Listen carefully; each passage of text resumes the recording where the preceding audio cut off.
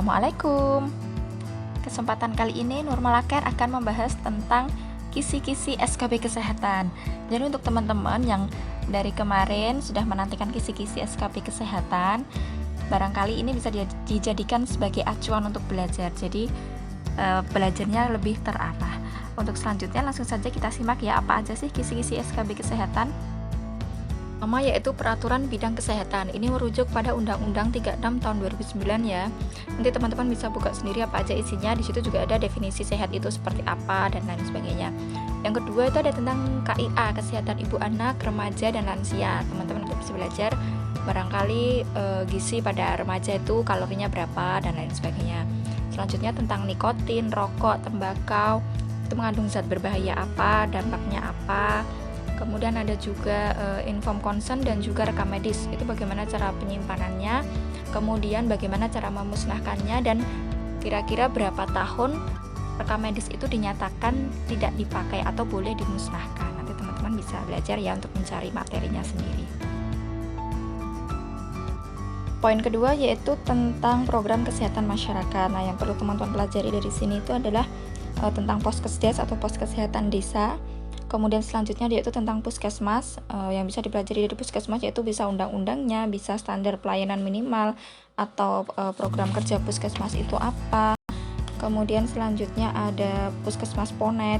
Puskesmas ponet itu apa bedanya dengan puskesmas yang biasa, kemudian standar pelayanannya seperti apa. Selanjutnya itu ada posyandu, itu juga berisi kriteria kegiatan klasifikasi ya, atau tingkatan posyandu ya, dari pratama, madya, purnama, ataupun mandiri.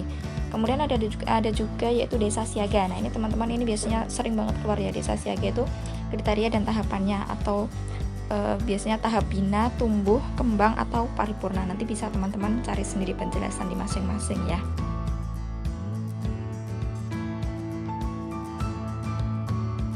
Poin ketiga yaitu tentang Kementerian Kesehatan Republik Indonesia. Ini teman-teman ini harus dipelajari ya, karena ini tuh penting banget untuk SKB tenaga kesehatan. Itu tentang visi misi Kemenkes RI itu yang terbaru itu apa, terutama di kabinet yang sekarang itu ya harus dipelajari ya, nawacita dan lain sebagainya.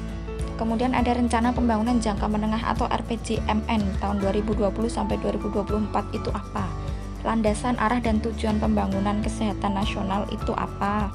Kemudian ada juga Sustainable Development Goals atau SDGs. Kalau dulu itu kan MDGs ya, Millennial Development Goal. Sekarang sudah diganti menjadi SDGs ya. Jadi nanti teman-teman juga harus belajar tentang ini, karena biasanya juga muncul SDGs itu apa aja sih, ada berapa poin sih yang harus dipelajari. Teman-teman nanti silahkan googling sendiri ya.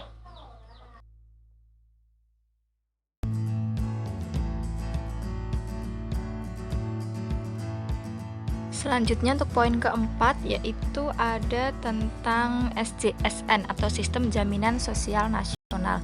Ini penting banget teman-teman harus belajar, yaitu tentang dasar hukumnya, Undang-Undang Nomor 40 2004. Itu di sana ada prinsip-prinsip, ada asas yang digunakan, itu harus dipelajari ya, tentang BPJS Kesehatan, itu jenis pelayanannya bagaimana, untuk rujukannya bagaimana, Vaskes tingkat 1, dilanjut dengan PT Askes, PT Jamsostek, itu juga harus dipelajari. Jenis pelayanan yang tidak didukung BPJS Kesehatan. Nah, ini tuh BPJS itu sebetulnya itu punya program apa aja sih selain kesehatan, ini juga penting ya untuk dipelajari ya, agar teman-teman semakin banyak tahu tentang BPJS. Nggak hanya tentang BPJS Kesehatan ya, tapi juga ada yang lainnya, misalnya tenaga kerja, jaminan hari tua, dan lain-lain. Nanti teman-teman silahkan belajar tentang BPJS.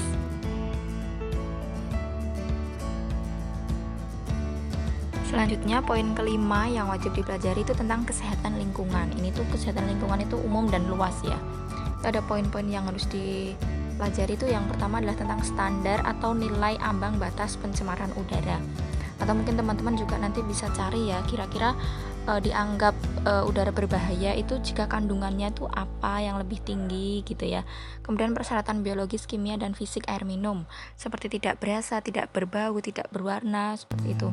Kemudian bahan beracun berbahaya atau B3, ini teman-teman juga harus pelajari. Kira-kira bahan apa, apakah yang mudah meledak, apakah yang beracun, efeknya apa kalau misalnya sampai terkena kulit, seperti itu ya. Teman-teman juga perlu untuk belajar.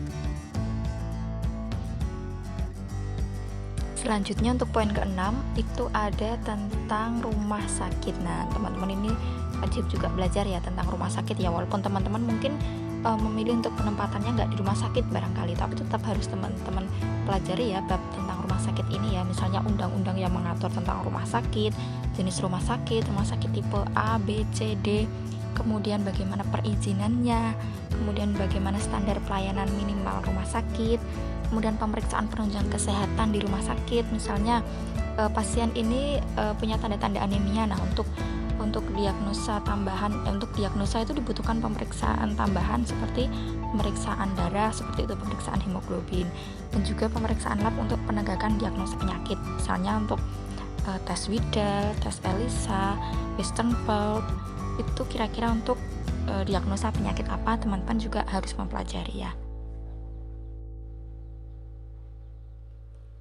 Nantikan kisi-kisi kesehatan bagian kedua ya teman-teman. Bantu like, comment, share, dan jangan lupa subscribe supaya channel ini terus berkembang dan dapat berbagi informasi yang bermanfaat untuk kita semua. Terima kasih.